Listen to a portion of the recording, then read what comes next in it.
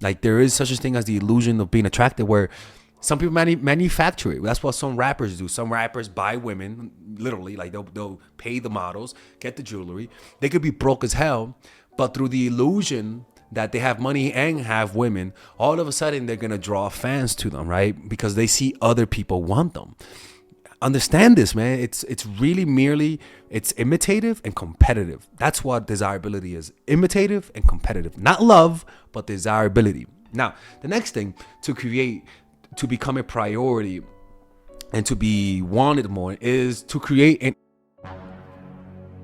like a boss. people. So today we're going to be learning 3 different ways to be more prioritized, all right? And this strategy works on every single person that you meet. And these are some of the strategies that Stoics have taught for hundreds and thousands of years. So if you guys enjoy this, we're also having 50% off all of my courses, not the bundles, but all of my courses, using the coupon code Friday or coupon code Black. One of those two will get you those 50% off.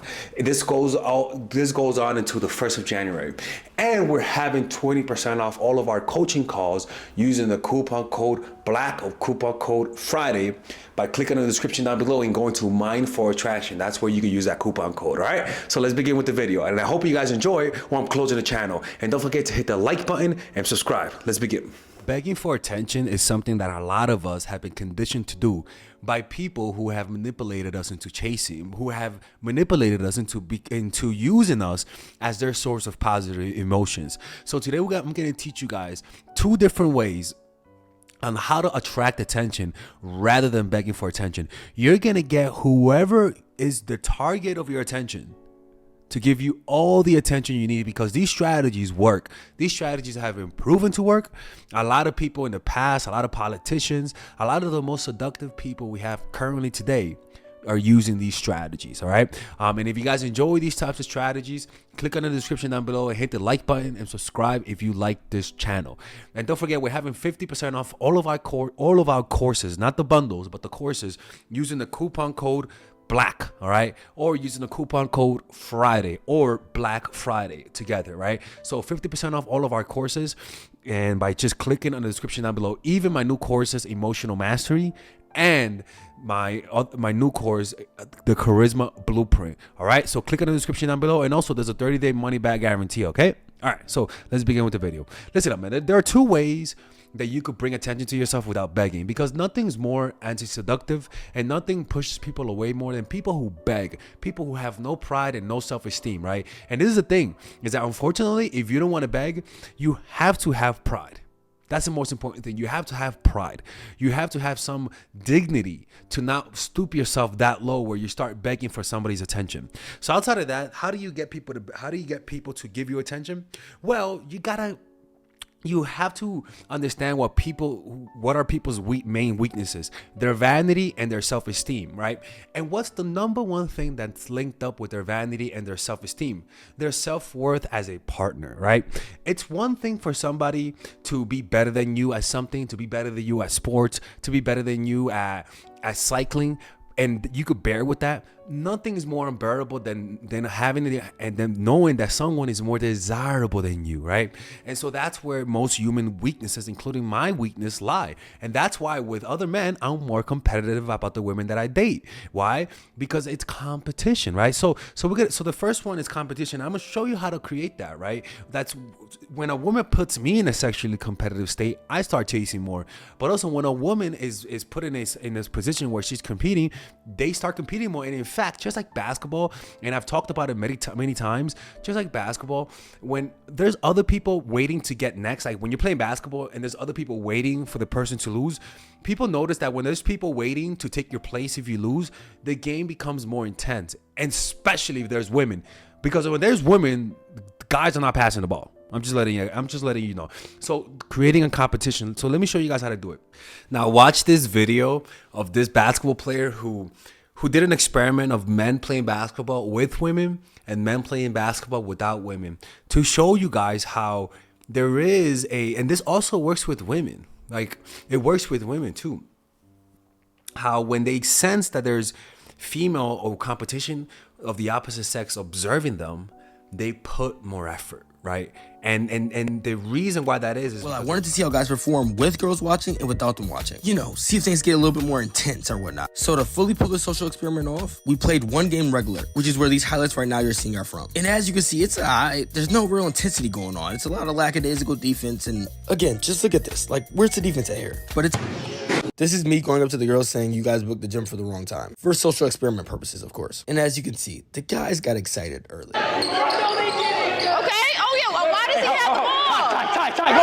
As you can see, things are starting to get really tense now. The game is 10-11. The other team has game point. Stop! Take him out the game! All that dribbling, let's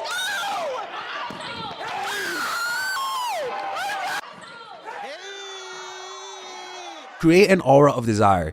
You must make others compete for your attention. And once you hold back, it'll stir up the desire to possess you. To turn your target's interest into something deeper, into desire, you must make them see you as a person whom others cherish and covet. Desire is both imitative, we like what others like, and competitive, we want to take away from others what they have. As children, we wanted to monopolize the attention of a parent, to draw it away from other siblings. This sense of rivalry pervades human desire, repeating throughout our lives. Make people compete for your attention. Make them see you as sought after by everyone else. Okay, so people are generally okay with someone being more talented or wealthy than them. But the idea of someone being more desirable is completely unbearable, like I said. When a person's vanity is threatened, which is pretty much what most of us wear when it comes to dating, we're usually just dating with our vanity. We're usually just dating with our egos. Very rarely do people consciously date. Right? When our vanity is threatened, they can be manipulated into doing anything, even engaging in unconventional activities. Like it really does, right? Desirability, unfortunately, well, you have to understand, desirability is a social construct that revolves around how much others desire an individual rather than what they say or do. That's why, based on the country that you go, you are more attractive in certain countries compared to the other. If you go to a country where there's a bunch of black people and you're white, you're gonna look like the white guy from the prophecy. If you're a black guy and you go to a place that's all white, you're gonna every guy's daughters are gonna want to bang you to piss off the dad, right? So that's fucking racist. Right? So desire is both, what you have to understand is that desire is both imitative, which is what people imitate, and it's also competitive, right? It's not just imitative, it's also competitive. There's a competitive aspect to it as we strive to take away what others have. Just like when we were children, when we had a toy that nobody wanted, we didn't play with it. As soon as little fucking Bob the baby started playing with that toy, all of a sudden, I want that toy, right? So that's one thing you have to understand. It's a bunch of this desire has so much ego behind it, right? Why? Because competitive desire taps into people's primal weakness, their vanity and self-esteem. If I'm known as a seducer, for example, right? If I go up to a girl and she knows me as someone who gets a lot of women, then if she talks to me, she's gonna expect me to hit on her. But what happens if I don't hit on her? What happens if I don't try to quote unquote seduce her? Her vanity is gonna be hurt. She's gonna be like, "You're not gonna hit on me, dude. You hit on every girl. Why don't you hit on me? Why don't you try to seduce me? What, am I not good enough?" And all of a sudden, she's gonna try to win me over. That's just how that works. She's gonna try to, once she sees that I'm not chasing her and I'm known as somebody who pursues women and I'm not doing that, it's gonna hurt her ego. That's what you have to understand. People's self-esteem is not as high as you think they are, even including myself, right? You can also so one thing that you could do is put them in a sexually competitive state. Now, this is toxic, people. Okay, but I think this is something that naturally happens if you're honest with people. Why? Because everyone has access. Everyone has access, and everyone has a type that doesn't meet the standards of the person who you're meeting. In other words, you might like to date black guys. You might like to date black girls. I'm not judging what you like, right? But the point is that if you express your preferences, eventually you're gonna make the person feel insecure. That's just how that works.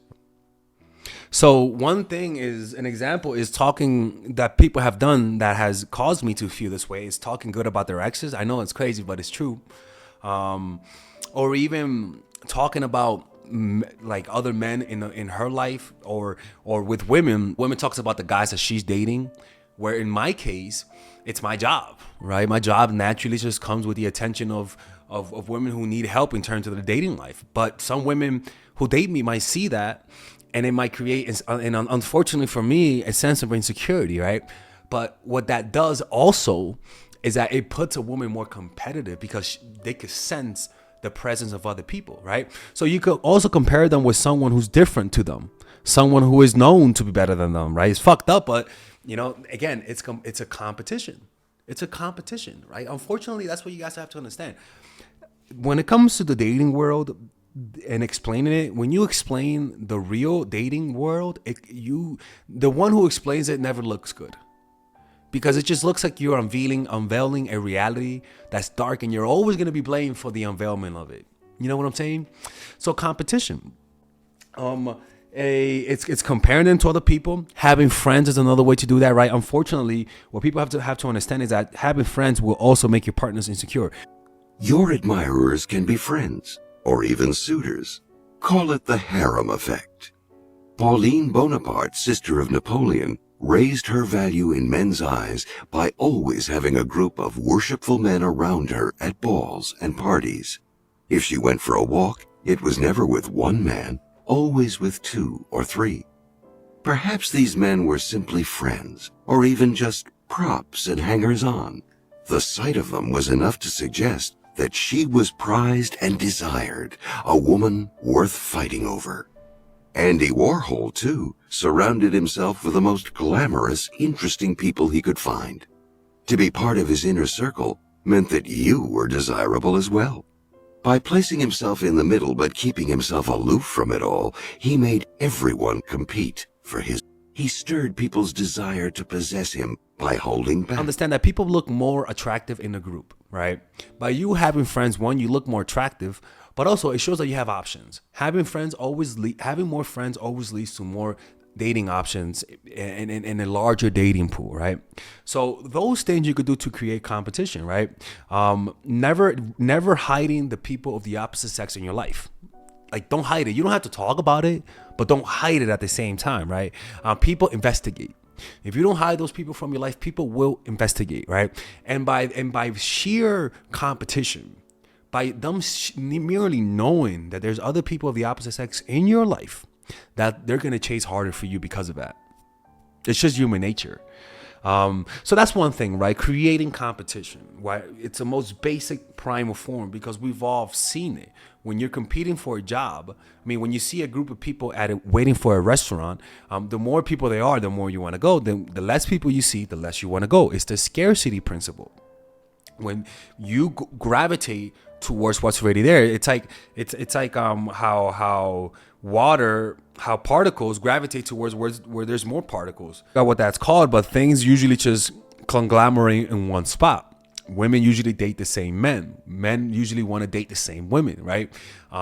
So people, if they see that there's gravity towards you, which what people have to understand is that you could create the illusion. That's a thing. Preselection, in the context of attraction, refers to the phenomenon where individuals are perceived as more desirable by others due to being chosen or desired by other attractive individuals. It suggests that people are often attracted to those who are already seen as desirable or have potential suitors. The concept of preselection works for several reasons. Social proof. When we see others showing interest in someone, it serves as social proof that they possess desirable qualities. We tend to trust the judgment of others and consider someone attractive if they are already deemed attractive by others. Validation. The attention and interest from others act as a form of validation. If someone is desired by others, it suggests that they possess qualities that make them appealing. This validation can increase their attractiveness in the eyes of others. Competition. Pre-selection triggers a sense of competition among potential suitors. When we perceive someone as being desired by others, we may feel a heightened desire to win their attention and affection. This competition can create a perceived scarcity and increase the desirability of the person being preselected. confidence and charisma, individuals who are preselected often exude confidence and social skills. Why is he Russian? Their ability to attract others naturally makes them more charismatic and interesting. This charisma further enhances their overall appeal. Oh, that is very interesting. I did not believe it. The AI became like, there is such a thing as the illusion of being attracted, where some people manufacture it. That's what some rappers do. Some rappers buy women, literally, like they'll pay the models, get the jewelry. They could be broke as hell, but through the illusion that they have money and have women, all of a sudden they're gonna draw fans to them, right? Because they see other people want them. Understand this, man. It's really merely, it's imitative and competitive. That's what desirability is. Imitative and competitive. Not love, but desirability. Now, the next thing to become a priority and to be wanted more is to create an air of mystery. And let me show you how to do that, right? Creating an air of mystery can captivate people's attention and make them intrigued. So it could be that, an example, there's this painter who dresses like a monk, right? For example, like, you know those like monks that wear white robes, right? They wear white robes, and he's this white guy. I'm gonna put a photo of the guy. Anyway, so he dresses like that, and the first time I saw him, I was like, what the fuck? That's a weird artist. And then I saw his art, and his art was great. But what he wears, because most artists wear normal clothes, but because of what he wears, he looks like a spiritual person. It gives his whole aura mystery. And even on his Facebook page, before he shows a painting, there are two girls holding his paintings, and then they put like a white robe over it. And then the next day, they reveal the painting. So the first day they tease you, and then the next day they reveal the painting. So this guy revolves himself around an air of mystery, and a lot of people flock to his painting studio because of that, right? He's attractive in that regard, and as simple as an old 70-year-old man becomes more than that because there's an air of mystery behind him, right? And another thing is, mystery invites interpretation and makes people believe that there is something marvelous behind the veil, right? People always assume there's something greater behind the veil than what they already see. You know, that's just human nature. By holding back. So these are some of the ways you could create mystery. You're learning to hold back information about yourself, especially when you're first getting to know them. When you like someone, you naturally want to tell everything about yourself so that they could validate you. To create mystery, you hold back good things about yourself. So, for example, if somebody says they went to Italy, and I know I went to Italy, I don't just immediately say, hey, I went to Italy too. No, I let them talk about Italy.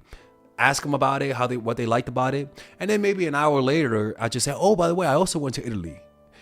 You know, what does that say? What that says is that, okay, this guy, like, I get there's nothing wrong with not saying that you went to Italy, but it just creates what else haven't you told me? You know, like, why aren't you so eager to share those commonalities with me? It creates more mystery.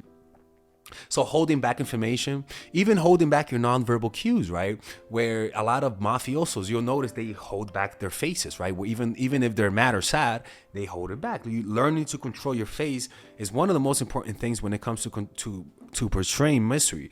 Learning to control what you say, and learning to control what you show with your face and body. Staying silent is another way to show mystery. Silence is the most powerful way to show mystery.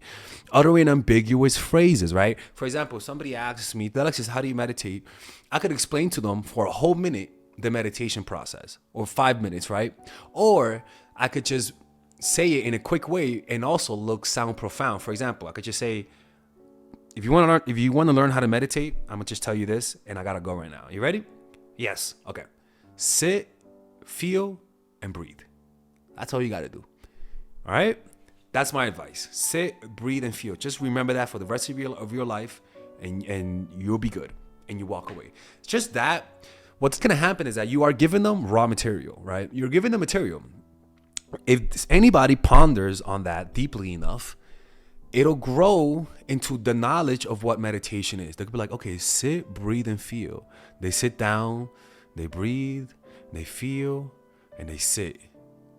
Or be still, breathe, and feel. Be still, breathe, and feel, right? They be still, they don't move, they breathe, and they feel. And from just that knowledge, they'll practice it, and from that, they're gaining more knowledge. So what they'll notice is that my little seed, my simple thing, created something big, right? And that's going to create more profundity. And so you got to find ways in your life that you could create that effect, right? So even when talking to people, find ways to talk without verbally talking, responding without verbally responding, saying something without saying it, or even trying to find the shortest word, the shortest explanation for something complex. These are things that you have to practice. And unfortunately, anyone who's considered mysterious, they practice this. They practice saying, putting things into simple words to sound profound, right? It's a practice. You can't fake it. Mystery is not something that comes instinctively. Some people do. I don't know. So holding back, uttering ambiguous phrases, acting inconsistent. So another way is, for example, acting inconsistent. You're happy all the time, but now today you don't want to cuddle. Now today you don't want to hug me. What's wrong? And then the person says, no, nothing wrong. I'm not in the mood to it. I don't know. Right.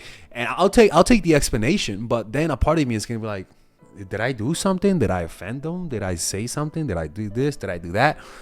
And you can see how that will get in my head, and that will make me think and try to do something to fix it, right? Because if I could blame myself, then that means I can fix it. And if I like you, I'm going to blame myself to that I can fix it. And so you're a puzzle now. Now I'm trying to figure you out. I thought I understood you, but now I don't, right? And that's going to get more of your attention when you don't know. It's like if you know that you have cancer here, but then you don't know why you have this pain here and it keeps happening and doctors don't tell you, which one do you think is going to worry you more? Which one do you think is going to take up more of your attention? Not what you know, that's not the devil that you know, but the devil you don't know. That's going to give you more attention.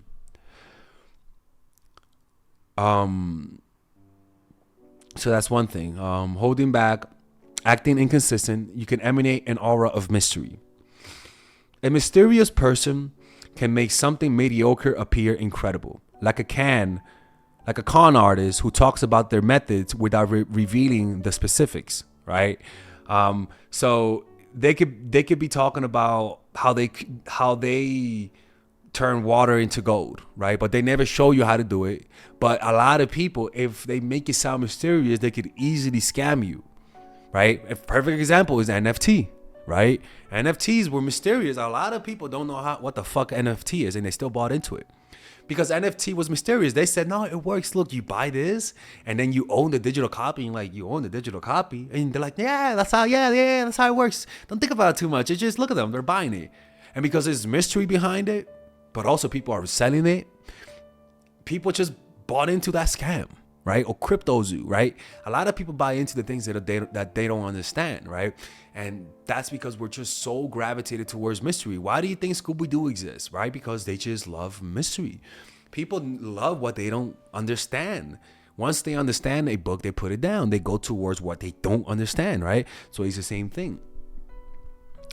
Artists who can also create mystery by hiding their process or giving contradicting comments about their work. For example, one of the ways that Michelangelo created mystery with his paintings was that he told people that he never learned to sculpt, and he just learned to sculpt out of nothing, which was bullshit, but it worked, right?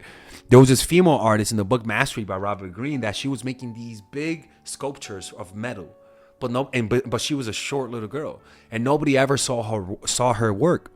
What they didn't know was that she would go into work early at night and do work and leave before people saw her, and people couldn't understand how she was making something so big, but she was never there. She created an air of mystery, right? Even athletes and celebrities, you didn't know much about their lives. You wanted to know about their lives, but you didn't know about their lives, and so they became more mysterious, and you respected them more. Nowadays, we know everything about the celebrities, and we sort of lose respect for them because we see that a bunch of them are just idiots. And so it's important to understand that the air of mystery to be seen as a playful thing rather than a lie or a deception, right? So when a comedian, when a magician is doing his tricks and talking about his tricks, you notice that they're not too serious. They have a smile in their face, and they never really tell you whether or not what they do is real, but they have a playful attitude to them, right? So even if somebody's trying to reveal your tricks, you don't take it too seriously. You don't get too angry. You don't personalize the mysterious persona that you're putting on. You see this mysterious persona as a mask. Understand that we are all wearing masks. Person is I think is Greek, is short for like a mask or something like that. But the point is, we are all wearing masks. You don't act the same way with your mom and dad than with your friends, right? So when it comes into the public light and into the dating world, at first you have to manufacture some mystery. You can't tell everything about the person, about yourself, right? A lot of people are like, "Oh, that sounds manipulative." Okay, then are you gonna tell them that? But the point is, there's some things that you keep to yourself. Are you gonna tell them that you're not gonna have kids on the first minute? No, you bring that up on the second date, third date, right? Or even first date. But the point is, you don't bring it up instantly. You could sense that you have to slowly open things up, right? You could. There's an instinct. There's an intuition behind that. So that's wearing a mask, right? You slowly show the mask, and you always present people with your public representative. So, and also make others compete for your attention. Don't commit too soon. That's another thing, right? When you're making somebody commit for your attention, don't commit to them completely. Don't tell them that you like them 100% completely.